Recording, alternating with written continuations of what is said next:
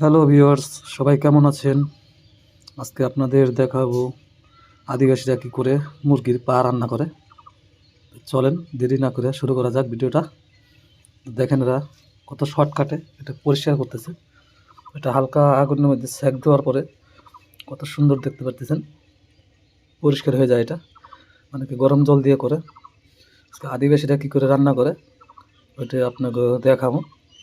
তো বাড়ির পাশেই আদিবাসী বাড়ি আছে, যেখানে আসার পরে দেখি ওরা মুরগির পা চামড়া নিয়ে আসছে, রান্না করব।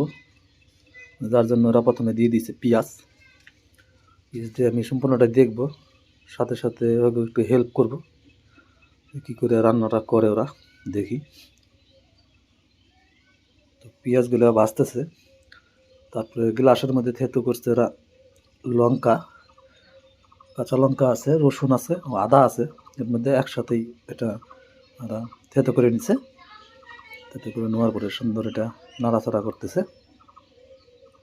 তারপরে এর মধ্যে দিবে লঙ্কার গুঁড়া।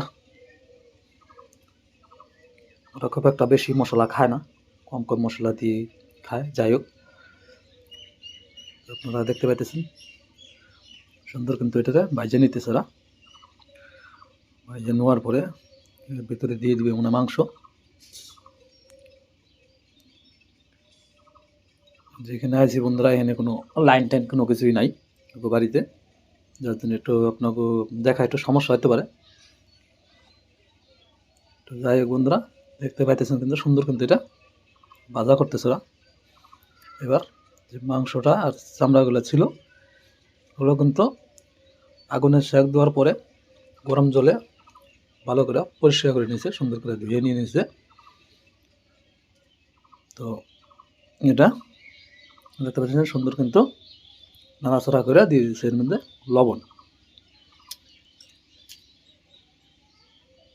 লবণ দেওয়ার পরে এটা সুন্দর করে কষাইতে থাকবো।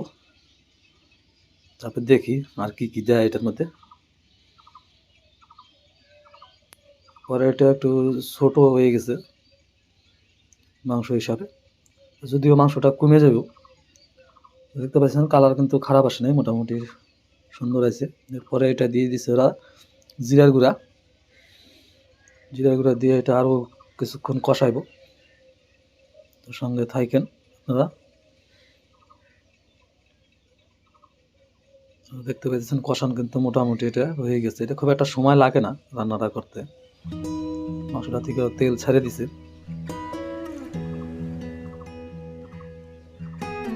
আর একটু টাইম এটা কষানোর পরে এটার মধ্যে জল দিতে লাগবো।